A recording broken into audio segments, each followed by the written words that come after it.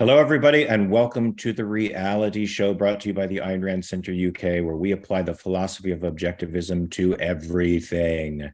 Today, we've got three very interesting stories to deal with. Before I get into those, I want to introduce our cool panel here, Marco and Richard, regulars to the reality show. Nicolas Krusek, also a regular to the reality show. Great to see you. Antoine Below, am I pronouncing that right, Antoine? Close enough.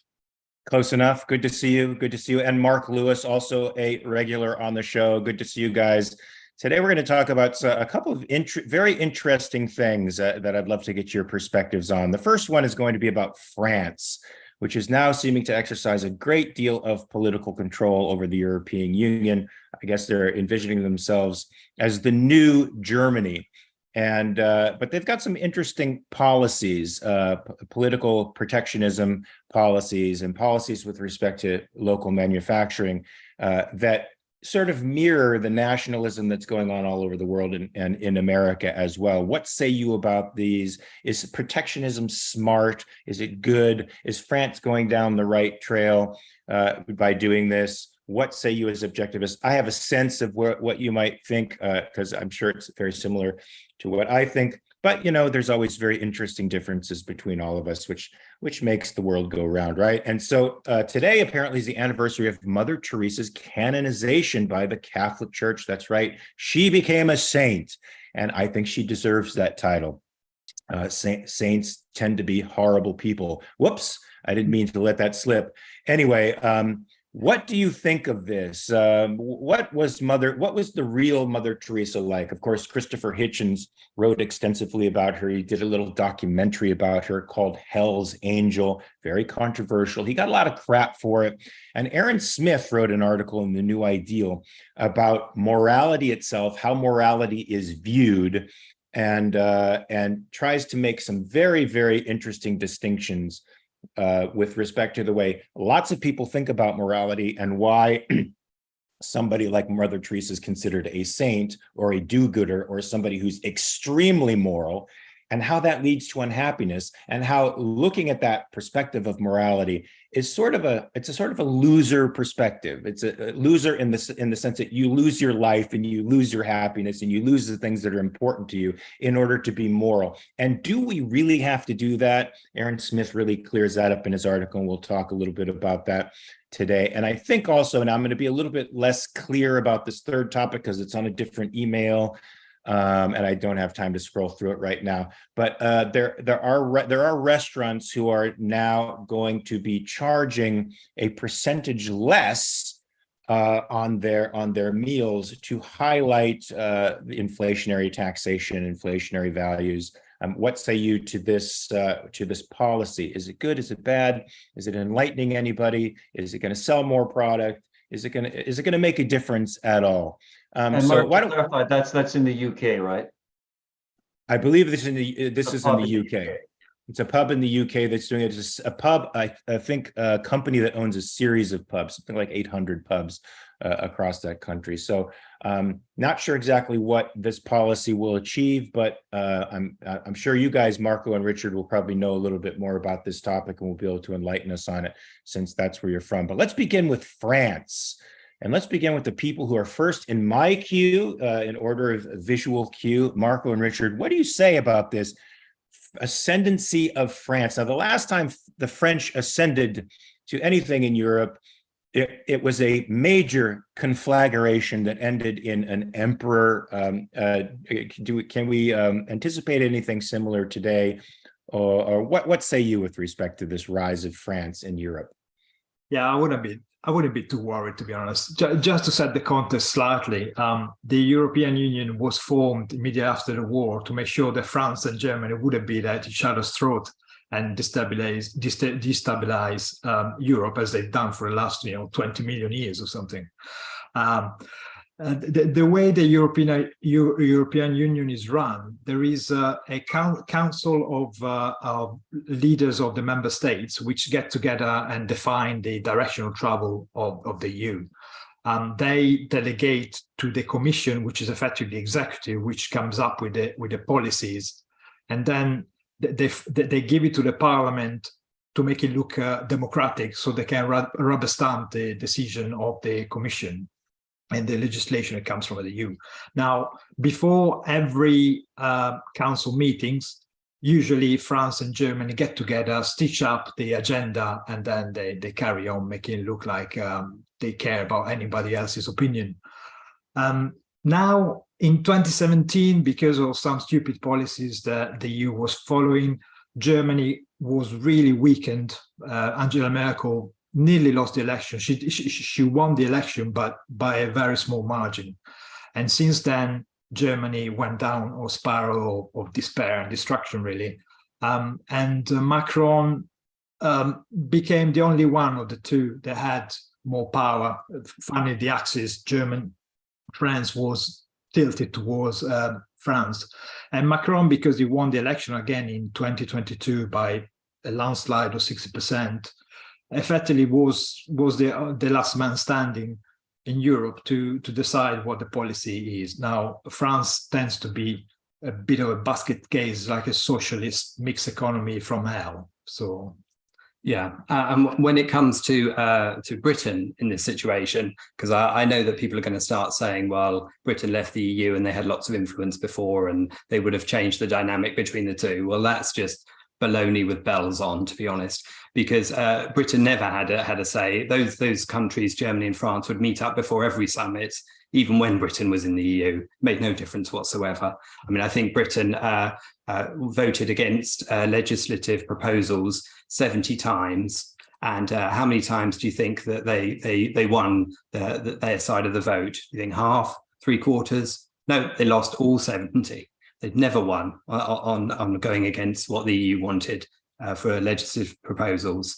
And one of the things that, just as an example before I throw back to you guys, one of the things that Macron and France has done is he determined who would run the EU.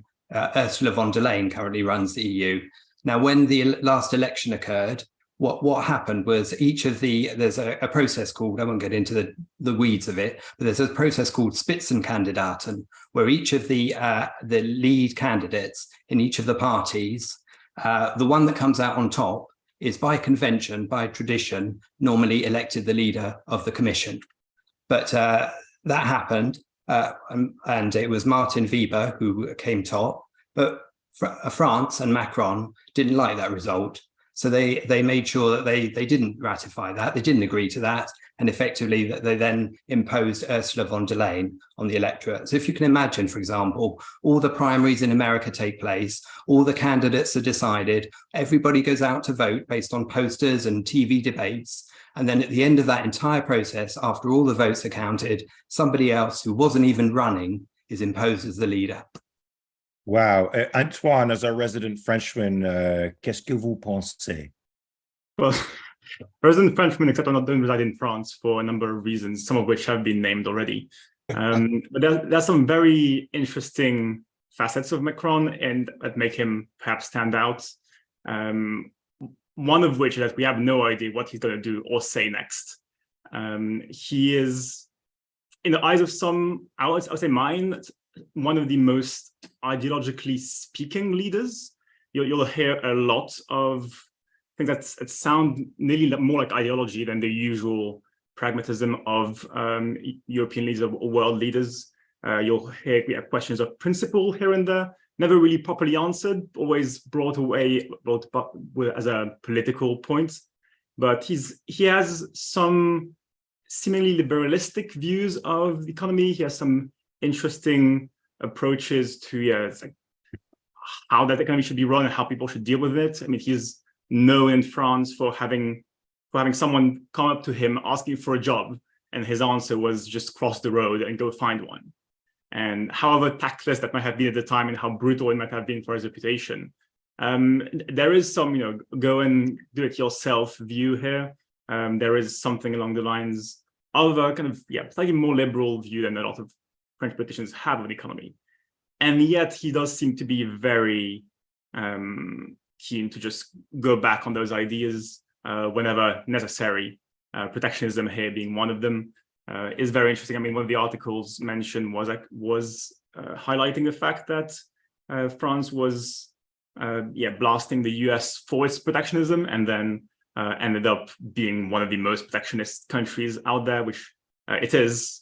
The Made in France brand is one of the big things in France. Like people buy because it's from France. There is these small flags on a number of labels, a number of products that we specify it as a French product, and that therefore is worth buying more than the alternative.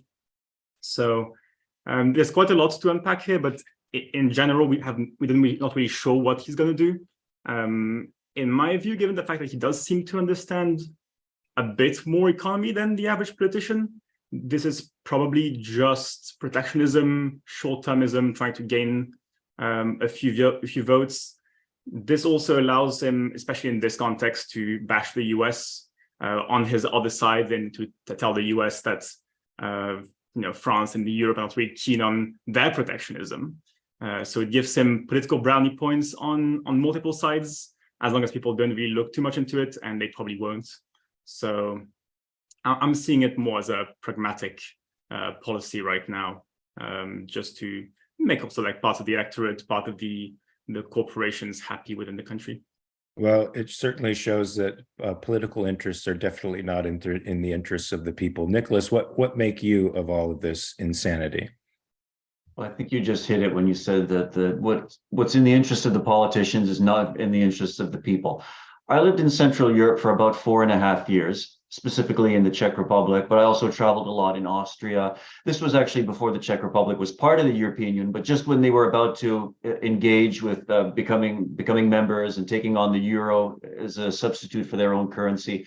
I've never spoken to any average working person who actually liked the idea of being part of the European Union. Yes, there are certain peripheral advantages. It makes it a little bit easier to travel. It makes it a little bit easier to get a job in another country if you want to do that.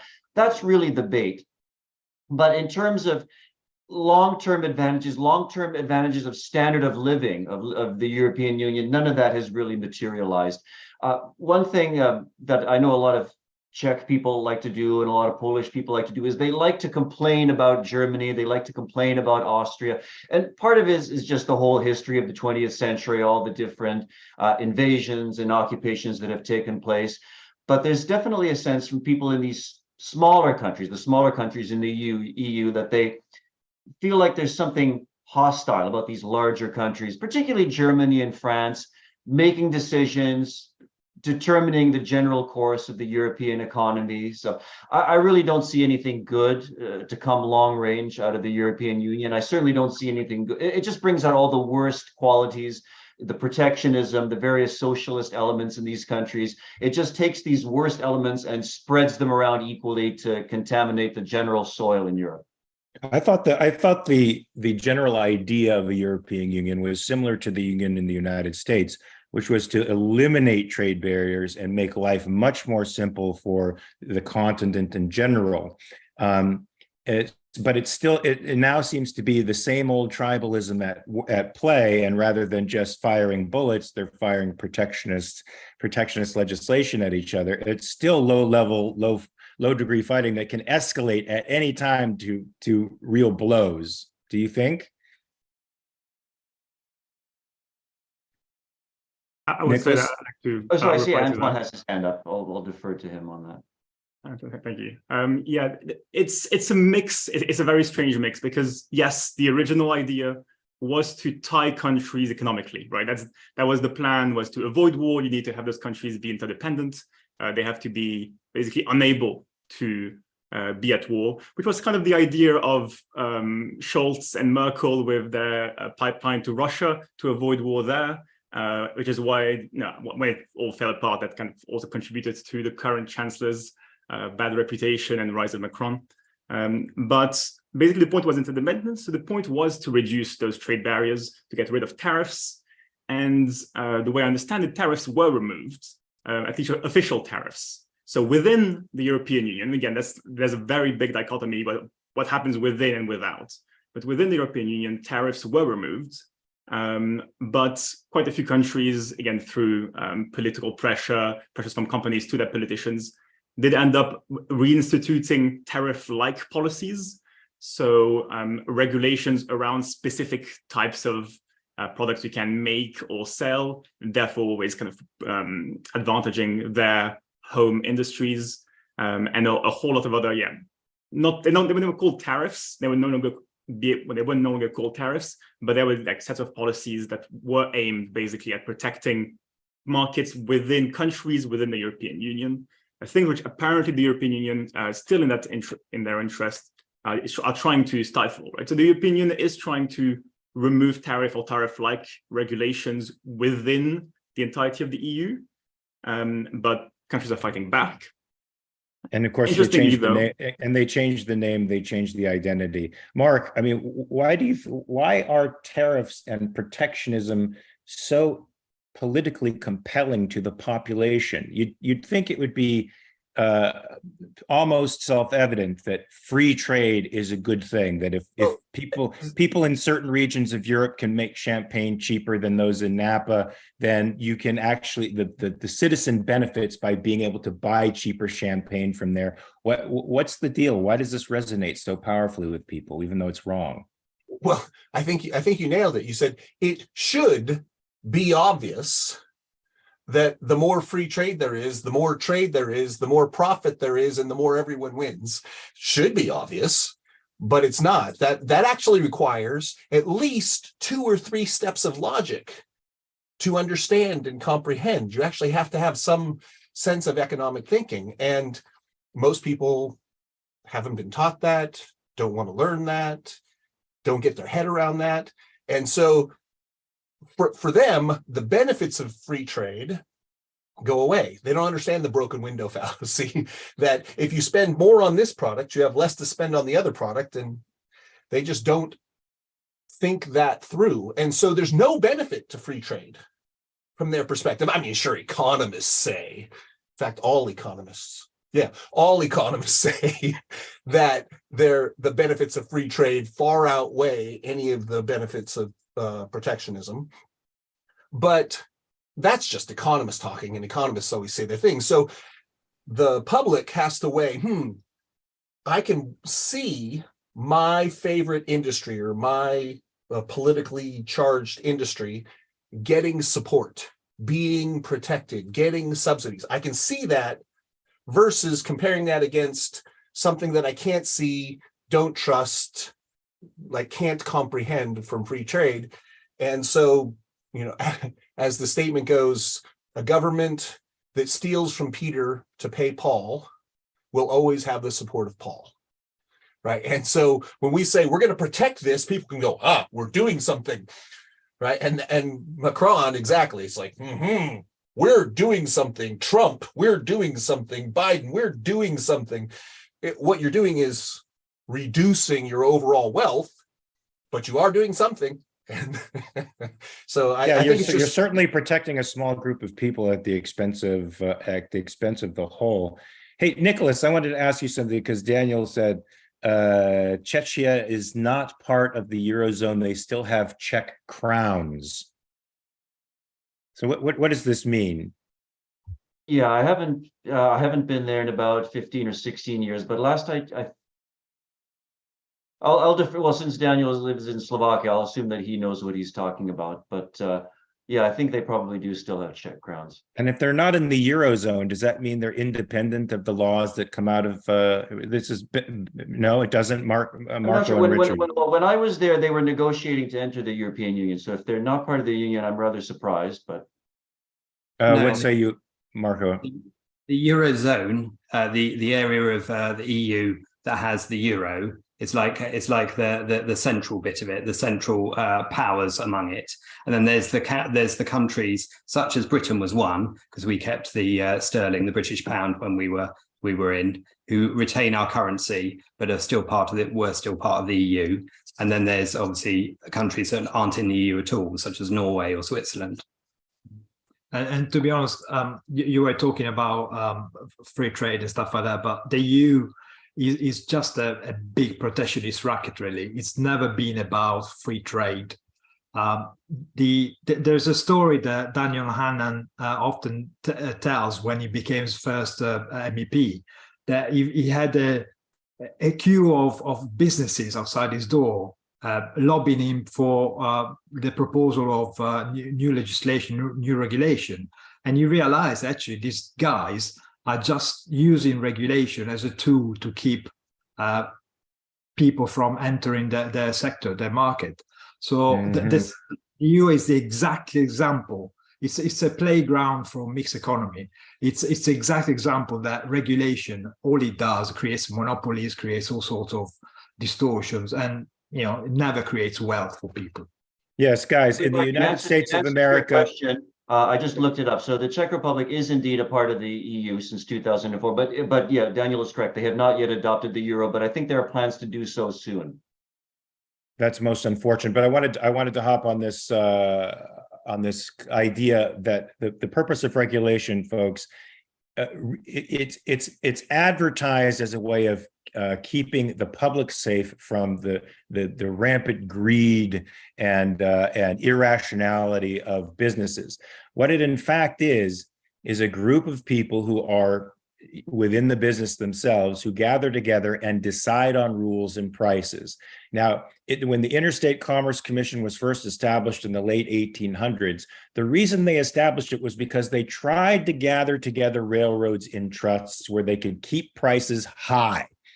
Unfortunately, people would always break with the trust and charge lower prices, and they couldn't control it. Every time they gathered a trust of people together to try to control the industry and keep prices high, people would break with it because they knew lowering prices would make them a profit. So they appealed to the government, and the Interstate Commerce Commission was born so that they could maintain this uniformity of price, which meant high prices, which hurt the consumer. And of course, it cemented in this idea of oligarchy, of people who have government connections, who are able to privilege themselves by law.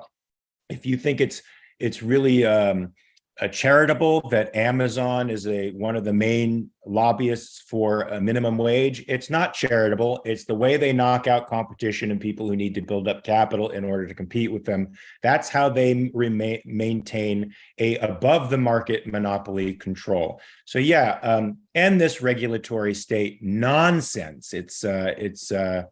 It's evil, and its purpose really is to create an unholy union between government and business, which people now equate as capitalism. Whenever you discuss capitalism with anybody online, they adopt the Marxist line that it's government working for the interests of the wealthy, of the capital holders, and that's not true. That's fascism, and that's why people say, yes, fascism and capitalism, they're the same thing. No, they're not. Well, there seems to be a wave of protectionism going across the world. Globalism is a terrible word. It's the word the right uses when they want to put somebody down. You're a globalist.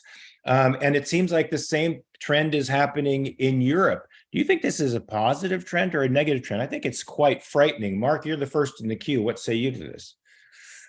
So if by globalism you mean free trade under basic laws, then you could say I'm a huge fan of globalism. I'm for opening up global markets. But if globalism means that Macron or Biden gets to set the policy for the entire world, that there's one world government that sets the policy for the entire world, and therefore it's impossible for people to actually compete and drive prices down for the good of the consumer, for the good of everyone who actually wants to make their own choices and spend their money intelligently, then globalism is the greatest danger there is. And I think we are headed for that kind of globalism rather than a free market globalism. I'd say the one good piece of news is that technology grows faster and exponentially compared to government. Government grows arithmetically. And so you end up with the curve where technology outcompetes government. And fortunately, I think we're at a place where it's going to be impossible for the governments to stop technology from continuing to lower prices, increase product choice, and the market globalism is going to continue to expand in the face of political globalism. So Marco and Richard, this seems like a package deal to me. When they say globalists, they in some respect, they mean to hustle in the concept of world government, but they're really attacking open trade, because they use terms like steel dumping or timber dumping. If Canada is able to sell its timber cheaper in the United States, they call it dumping. If China can sell its steel cheaper in the United States than our own producers can make it, they call it dumping, and they try to eliminate that through tariffs. So do you think it's a sort of package deal concept here when the conservatives talk about globalism? Oh, absolutely, absolutely. There's no way that you can assume that you cannot have a division of labor, division of production across the world. I mean, certain countries are better at doing certain things. So why shouldn't you take advantage of that if you're really interested in making the world a wealthier place? If you're really interested in lowering prices, making goods accessible to people, then you go for the for the cheapest and the most efficient way of producing stuff. The problem is that if the more freedom people have, the less power politicians have, and that's the problem: political power versus economic power. You can buy what you want, but politicians can't tell you what to do, and they don't like that.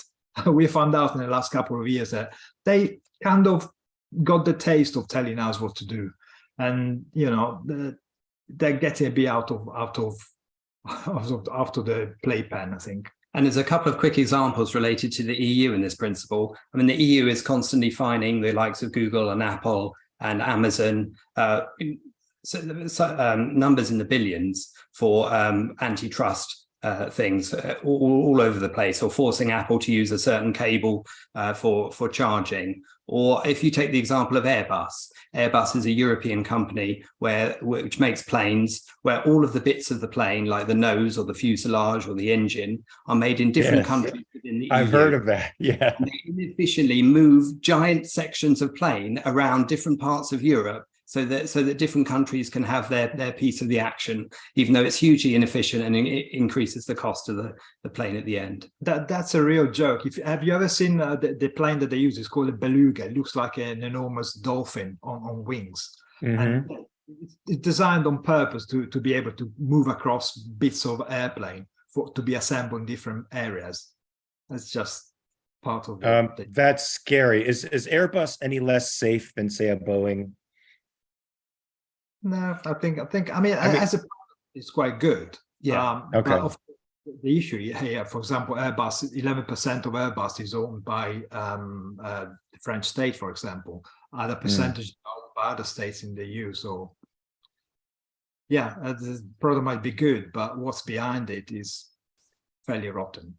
That's frightening. Now, it seems to me that this kind of populism and this kind of hatred of globalism and this extreme nationalism and protectionism is the trend today. Nicolas, do you see any way out of this?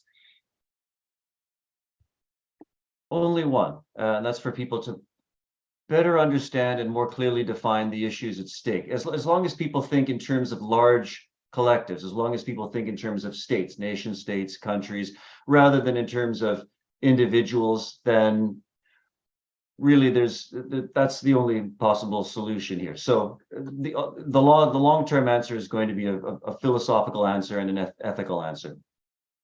Antoine, you're nodding. You agree with this? What say you? Yeah, I was going to say that individualism seems to be the issue at stake. I think when people hear globalization and globalism, they hear no borders whatsoever, right? And so they hear no borders for the economy, sure. But this means also no border for men, right? Nobody for migrants, no border for anything. And then instantly the question becomes a question of identity, right? Is what if I lose what I love about my identity, what if my town starts changing so fast because these new people come from the outside? I think that's my understanding from the European and English perspective. It's much more identitarian than it is economic. I mean, there is some protectionism about it, but it's mainly about losing identity and being basically attached to these often superfluous identities, right? It's I really like my local grocers, and yeah, he's cool, but if you are thinking about your individual well-being and your values and what should be your values, then the point of view should be quite different. So I guess it's now when you're talking about identitarian, is it the superficial kind of identity where they're worried about different races, ethnicities coming in, with different types of cultures coming in? Or is there a concern for not just a way of life, but ideas being changed? Like there's a concern that demographics are changing in the United States, and Americanism, as we would understand it as objectivists, is being diluted and completely lost in this new in this new demographic. At least that's the way some of the conservatives want to paint it. Is that the idea when you're talking, or is it just, oh, Frenchness is leaving and being substituted for something else? Germanness is leaving and being substituted for something else? It's a mix of both, really. I think these probably are the other two alternatives. You will find people actually caring about whether their bread is still correctly shaped, and if you're still having the usual festivals and people in the streets and the way people are dressing. Maybe this is slightly more like old-fashioned, more conservative, older generations, but overall people do care. It's language. In France, people are extremely picky about language. So questions of the No. Sorry, I think I misspoke there.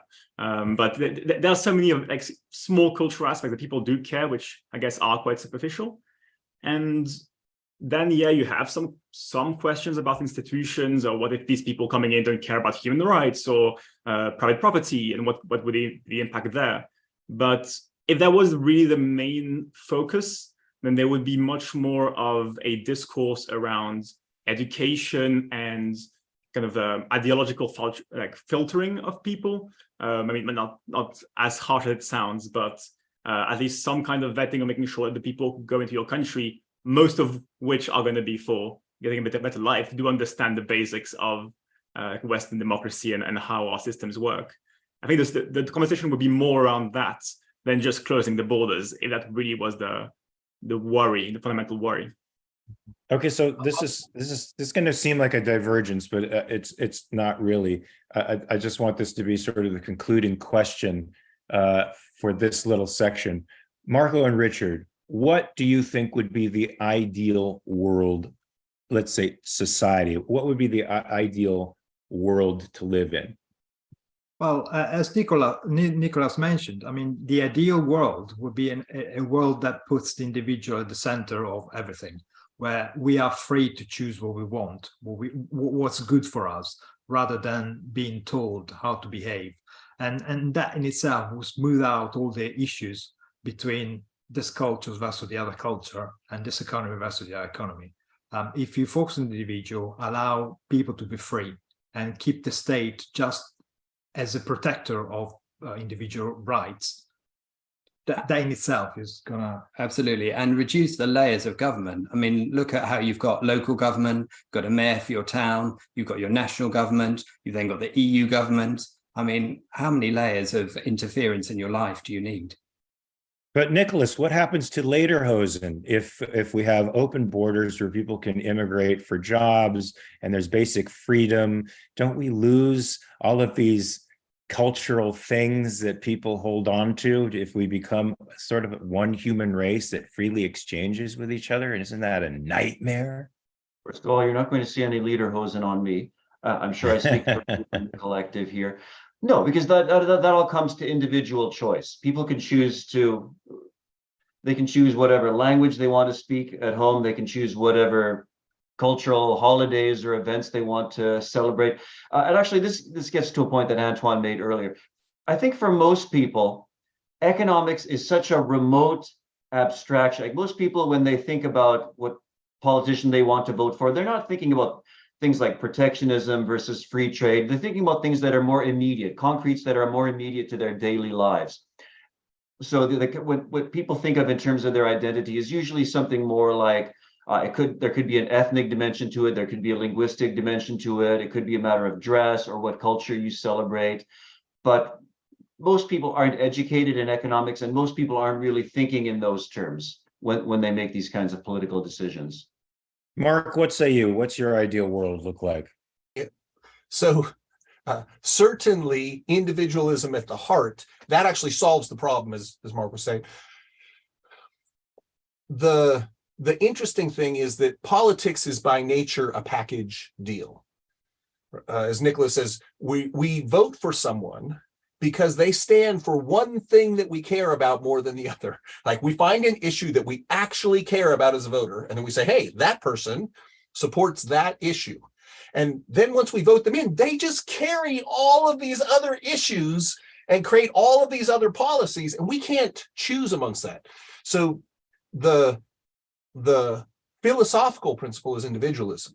The political principle is reducing the size of government so that when someone gets in power for X reason, right? Donald Trump was invested with power because he was anti-woke, right? It was his attitude that people voted for. And in the process, he brought in all of these policies that were bad. So the key is to reduce the power of government.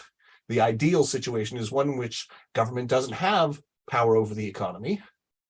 And so when someone gets voted in, they can't destroy people's ability to choose according to their free will. Well, I don't see that happening anytime in our lifetime, but we can sure as heck struggle to make it a reality. Speaking of moral ideals, we're about to talk about one who is esteemed by the majority of the population as being one of the greatest examples of morality to have ever walked the earth, next to Jesus Christ himself, and that's Mother Teresa. And today is apparently the anniversary of Mother Teresa's canonization as a saint. I don't know what miracles she committed, because I think you have to qualify for saint, there has to be like one or two miracles you've had to have done in addition to whatever other terrible things you do to your body and other people to be considered a saint. I'm sorry, I'm tainting this already with my own perspective.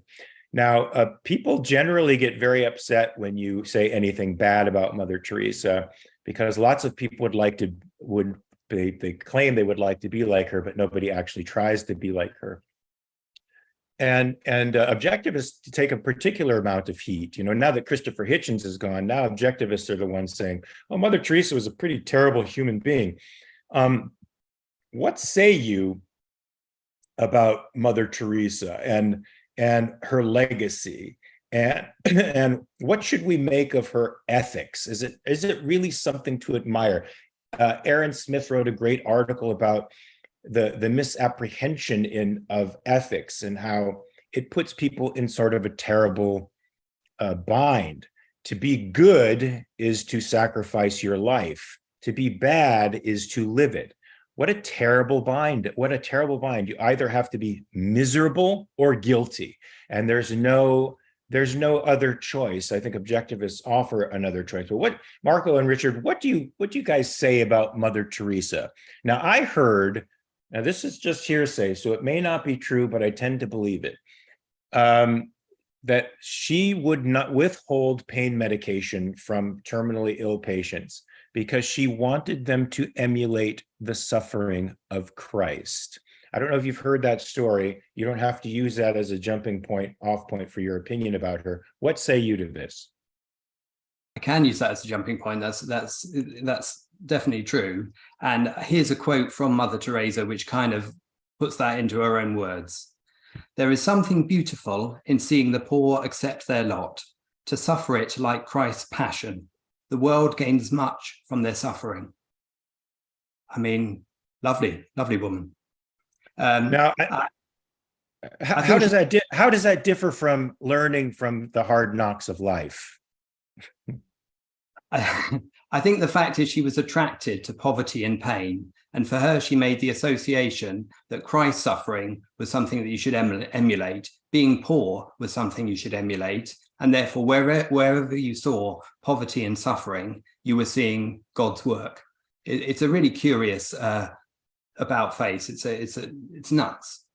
Yeah, I don't know. I never knew Mother Teresa, so I don't know what motivated her. But it strikes me like these kind of people are the Vatican's politically useful idiots, because they use these kind of people to represent their values, at the same time cover all the financial scandals and the child abuse and all the rotten stuff they've been doing by presenting these moral ideals, which are based on, self-sacrifice and the worst thing you could do to yourself. And this kind of ethics, also reading her biography, leads to unhappiness. She was fairly miserable about it. So there's really nothing to emulate from her. I mean, there was an article at one point that came out that for several years, I think all the way up until the end, she didn't even believe. That even makes the potential for her moral degradation far worse. Nicolas, though, what say you about Mother Teresa? I'll preface my answer with a very brief story. So almost 20 years ago, I met a professor of philosophy. He was from Germany. I met him through Toastmasters, and he invited me to attend one of his college philosophy classes. It was about an hour or slightly over an hour long lecture on ethics. And the essence of the class was something like this. He says, ethics basically boils down to egoism versus altruism. And his example of egoism, anybody want to guess what his example of egoism was? Adolf Hitler. And his example of altruism was, yep, you guessed it, Mother Teresa. So there, egoism equals Adolf Hitler, altruism equals Mother Teresa. He didn't give a definition of ethics, what ethics is, what it's supposed to study. He didn't give a definition of egoism. He's just using the crudest cultural stereotypes of what egoism and selfishness mean and what altruism and selflessness mean. And he used that as his starting point, right? He basically started in midstream. Now, what do I think of Mother Teresa? I think Mother Teresa was a mascot. I think Mother Teresa was a mascot for the Catholic Church, and more broadly, a mascot for altruism, in the same way that Greta Thunberg is a mascot for environmentalism. I don't actually think that Mother Teresa was a particularly bad person. I don't think she was a particularly good person. I think she was undistinguished. I think she was just an average, run-of-the-mill Catullin nun, like hundreds or thousands of other nuns out there, who, for reasons that are completely inexplicable to me, was thrust into prominence, thrust into the media spotlight. She was made this really important public figure. But really, there's nothing about her values, about her actions that distinguish her from hundreds or thousands of other nuns out there. I think she was probably sincere in that she had a certain worldview, a certain ethics that she applied, a certain Catholic ethics that she applied consistently. And yeah, I know there's a whole bunch of stories about her fraternizing with certain unsavory world leaders and unsavory people in the business community, for example. I think politically she was extremely naive. I think from what I've read about her and from what I've heard about her, I think she was quite ignorant. Frankly, I don't even know to what extent she was literate. I think she was very ignorant, very naive politically. And she just accepted the ethics and the metaphysics of the Catholic Church and tried to put them into practice. But I think her importance has been tremendously exaggerated in terms of who she actually was. Well, she certainly had the goal of expanding Catholicism in the world, and after a certain point in her career, wasn't often at the Home for the Dying, but was flying around in private jets, attempting to get money in order to expand Catholic influence in the world. But beyond that, can you really say somebody's indistinguished who withholds pain medication from somebody who's suffering? To me, that distinguishes her, even if she's a true believer, as a particularly cruel and heartless person. But the question is that consistent with the Catholic ethics, the idea that man is by nature sinful, that we need to suffer as Christ suffered on the cross? And the question is what she did any different from, as I've said, what hundreds or thousands of other nuns or other priests in her position would have done? It's a horrible thing to do, but I think it's no different. It just shows her as a sort of a typical example of her species, shall we say. Mark Lewis, did you ever go to a Catholic school, and do you have any nuns to compare Mother Teresa with? I did grow up Catholic. I was an acolyte. I was serious about that. And then I was saved. It was a beautiful time. No, true, sad but true. So let's say that Mother Teresa is an example, a mascot, or an ideal for altruism. I think the important thing is that she can only be an ideal if you approach the process superficially.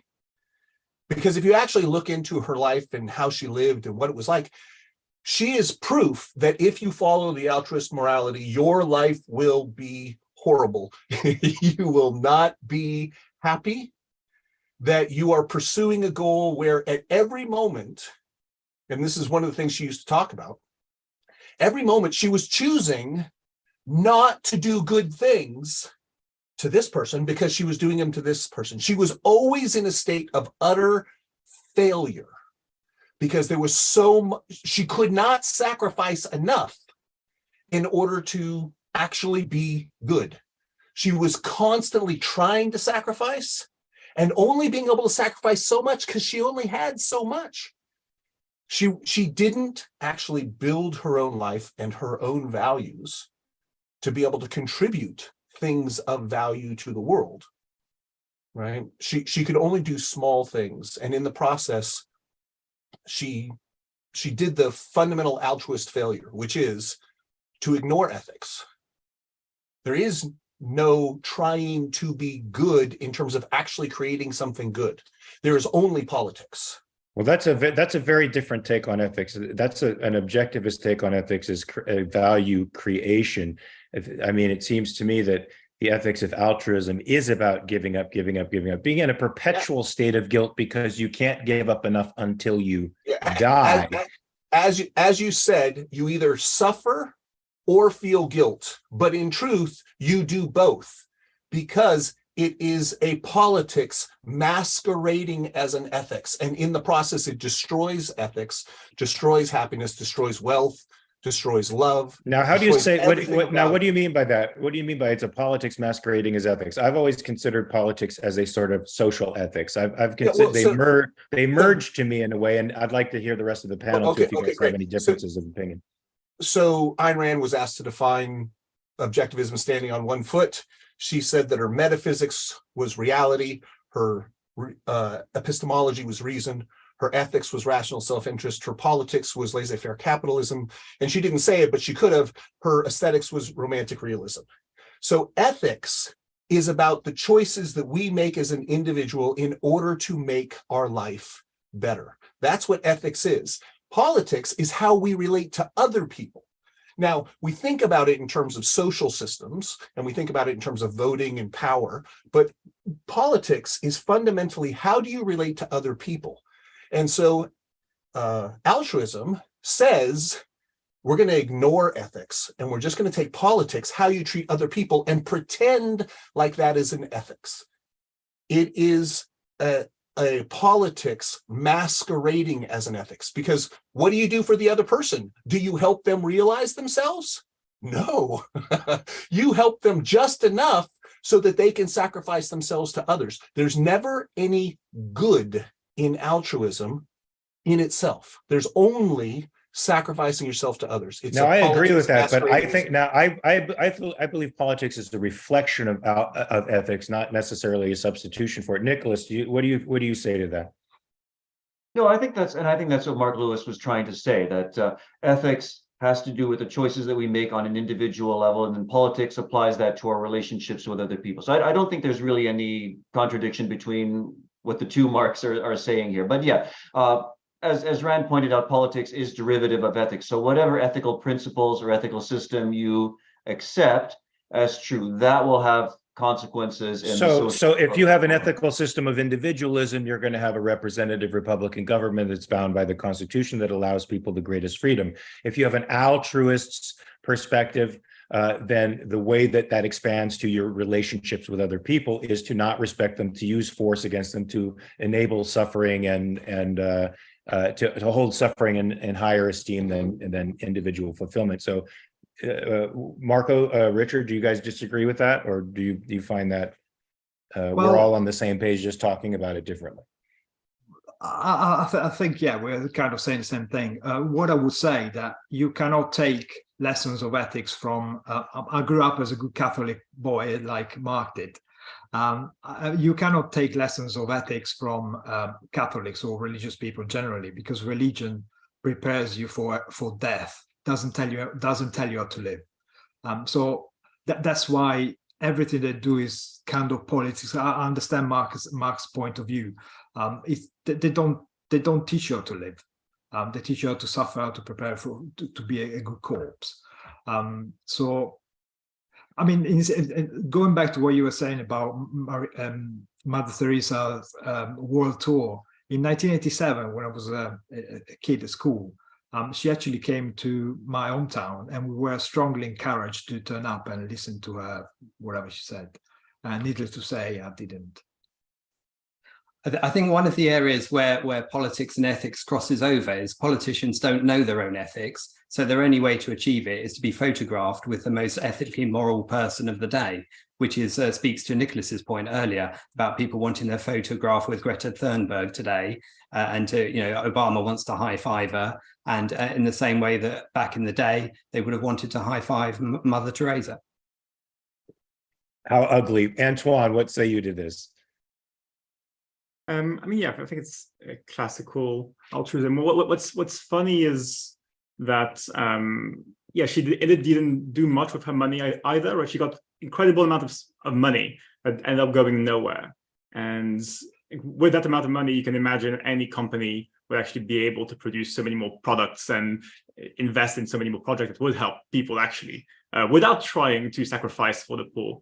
And so that's quite interesting. But yeah, she ended up not focusing on one person, making sure they're happy, right? It's kind of spreading out the help to the point where she was barely helping anyone, where the main focus was actually conversion. From my understanding of it's my research, that to me she seemed more fanatical than anything else. Maybe I mistook that, but she seemed to be really focused on creating new convents instead of healing the poor. Really focused on getting a message of anti-abortion and necessarily anti-contraception, so that you have no escape at the same time. And that she should have been very forceful. I think the speeches I heard, she was very forceful about both of those. Now, maybe it was out of pure naivety and she was just saying the party line, but to me she seemed actually quite fanatic.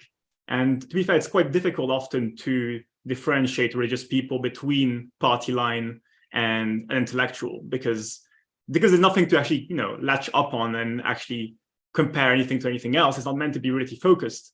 An intellectual very quickly sounds like just a mindless fanatic because they can't go back to reality. So there's no amount of comparing their view to reality. You can say, well, this person is doing pretty well in their theory, and this person is, well, they haven't understood most facts. Well, for religious fanatics and religious intellectuals, there's really not much of a difference.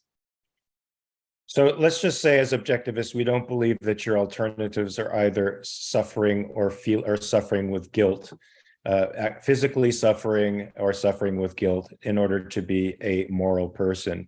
You can actually pursue your rational self-interest, not harm anybody. In fact, you can help people around you, because people around you can be of great value to you as well, and not suffer at all, right? When you're working for your own values and working efficaciously for them, you feel good. That's what contributes to your self-esteem. And that happiness, that sense of eudaimonia, as Aristotle would say, is far preferable to anything the altruists offer you as their emotional end. Well, folks, let's conclude that Mother Teresa should be consigned to one rung of hell. I'm not sure which. Hopefully she is there. As much as Catholic listeners may resent my saying that, it's true. Now, this last topic. Feel the love. What's that? Yeah, feel the love. Feel the love. Feel the love. Yeah. Feel the love in rung 3 of hell.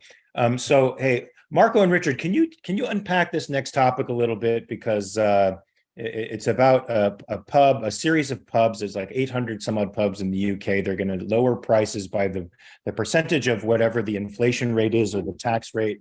I guess to raise awareness about this or something. So to talk to us a little bit more about the particulars of this, and I'll throw it over to the panel for more discussion.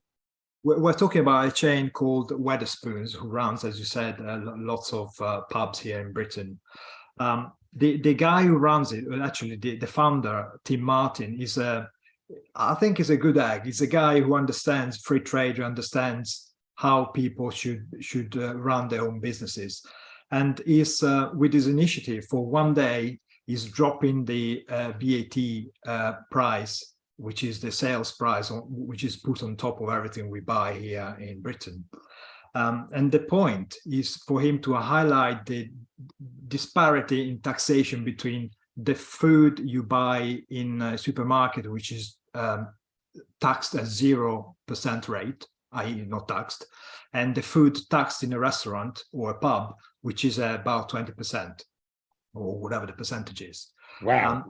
This guy is really good at highlighting the interference of the state into how a business is run by pointing, literally making you pay less to show you, concrete example of how a place without a state interfering in your life would look like. One of the things that's really great about him is you imagine the effect for the common man, for the masses, people drinking in pubs all across the country. He's got 800 pubs, and you'll walk into a pub around this day and it'll be festooned across the bar and around the pub and on the tables with anti-tax information, with information about why tax is a bad thing and why it's making their beer more expensive. Because his main point is that supermarkets can charge far less for their beer because effectively their food is subsidized by a 0% tax rate, whereas pubs have to charge more. So you're pointing out to the common guy why his pint costs so much, and it's the government's fault. Hey, if you want to spread information in the UK, screw the Guardian or the Telegraph. Just put information in pubs, and it's going to get around to everybody. That's actually pretty good. Now, it makes me think, like, why would you tax so much more for people going into a restaurant? Are these? I mean, I feel like the politicians are the Puritan police. It's as if they want to keep you from enjoying life, because going to a pub can be enjoyable. It's social. It's fun, right? You're not just paying for the food and the drink. You're paying for the excitement of being around other people and having conversations with friends, going out on the town. What's the deal, man? Do you think that's part of the reason they throw these taxes on us? No, I think, to be honest, it's just an accident. The government interferes so much with the economy that this happens to be a weird situation where one is taxed more and one is taxed less. I think also it's a misguided equality agenda. The politicians assume that you only go to a supermarket to buy essentials, whereas it's a choice to go to a pub and a restaurant, and therefore only those with a few extra pounds in their pocket could afford to do so, so they should be taxed more. Oh, look at that. See, there's that Puritanism coming out. Mark, what do you say about this craziness? So a lot of these vice taxes are easy to pass because we say, people shouldn't be drinking. And these taxes come from the time of Prohibition. And so it's all about stopping people from having fun.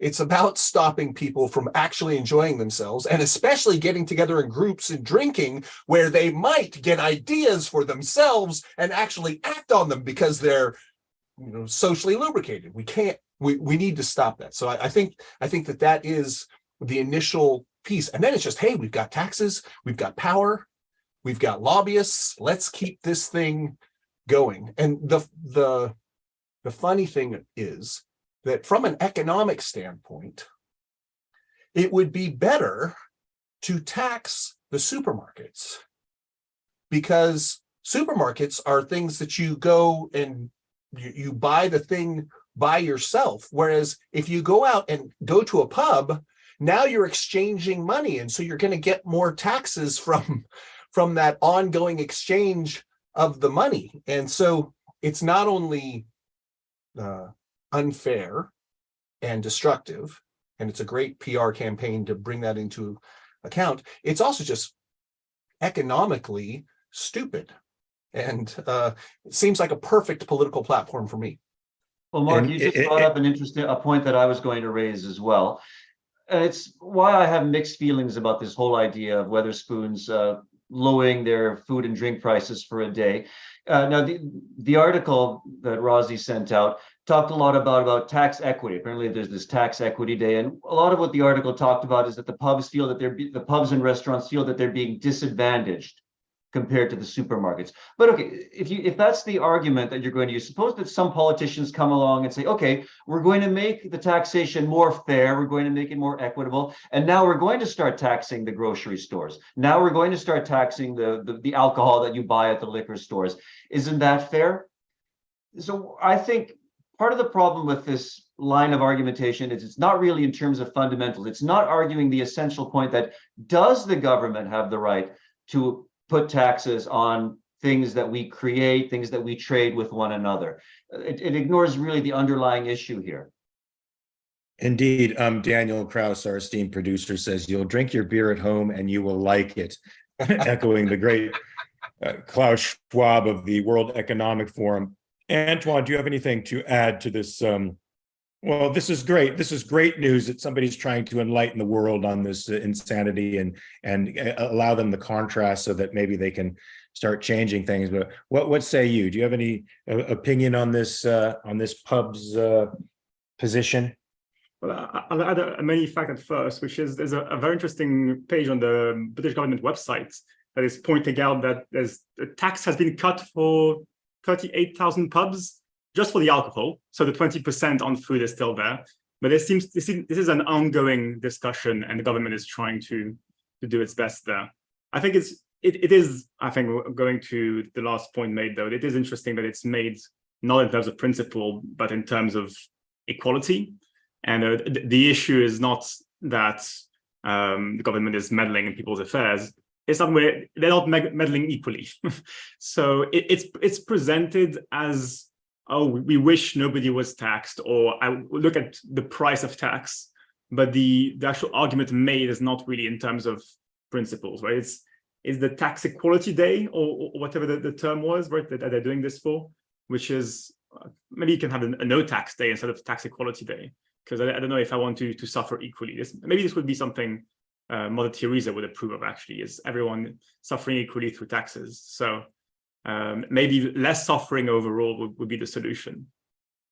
Well, certainly taxes, if they have to happen, should be equally distributed among the population. That was the original idea of the constitutional framers. It should be everywhere that way. It's not the case now.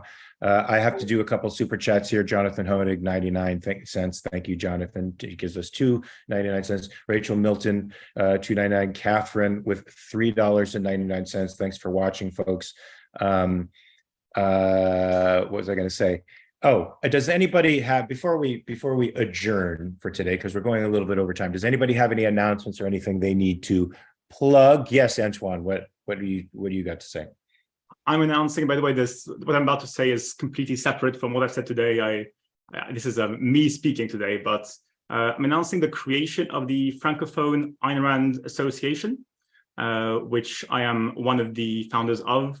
One of the other founders is actually in the chat. If you've seen Objectivism FR is in the chat. But it's a brand new association aimed at the Francophone world. So France, Canada, potentially parts of Africa.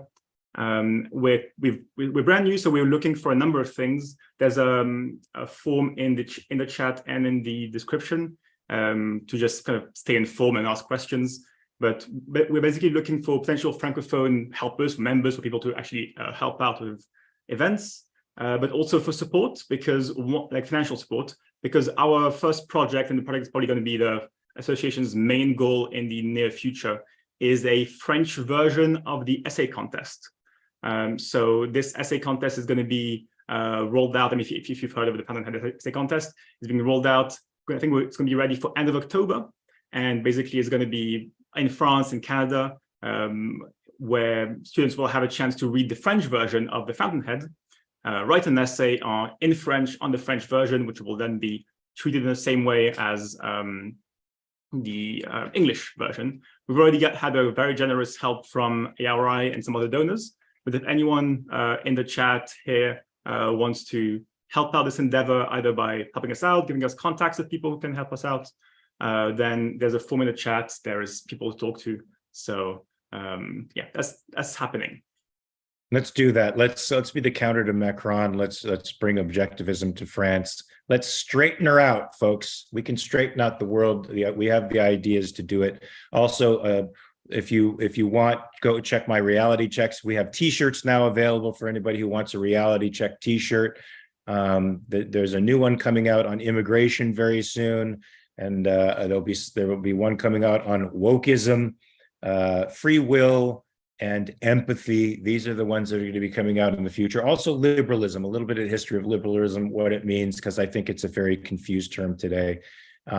Well, guys, it's been a very stimulating conversation for me. I hope you had fun too. Mark, Lewis, Antoine, Nicolas, Marco, and Richard, it's been great having you on the panel for today's reality show. And I will see you on the next one, hopefully. And for you folks out there, if you like the content, like it, subscribe it. If you don't like it, subscribe it, because you need to listen to it. It may be an acquired taste for you, but once you acquire the taste, you won't be able to get enough of it. And until that time, folks, always remember to do one thing in particular: check your premises. Peace.